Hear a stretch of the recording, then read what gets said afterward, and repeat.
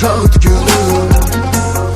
Arzuları söndürdüm, üfürüm, söndürdüm şam kimi, şam kimi. Bugün senin ad günün, gülüm sensiz berbat günüm. Geçir saat 12'ni, təbrik edirəm yad kimi, yad kimi. Mən sənə dəli divanə, sən hisslərimə biganə. İnanmaram daha, mən aldanmaram daha, mən gətirsən də bəhanə. Yaş üstünə yaşar da, həsrətin gözlərimi yaşar da.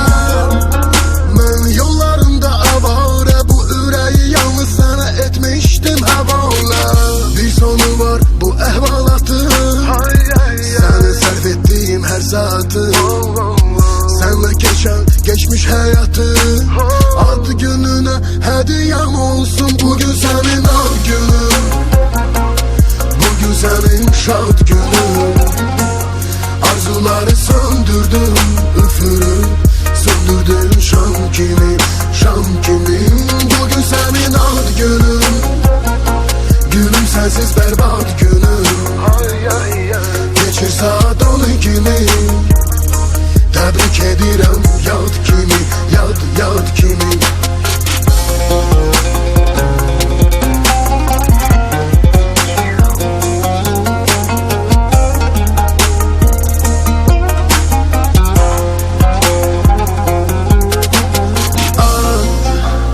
Ad gününə hədiyəm, sənə həsr olunur mədhiyyəm. Yoxdur məndə bədniyyət, qərarımda qətiyyəm, geri dönmə qətiyyəm. Budur verdiyin dəyər, gördüm kim nəyə dəyər.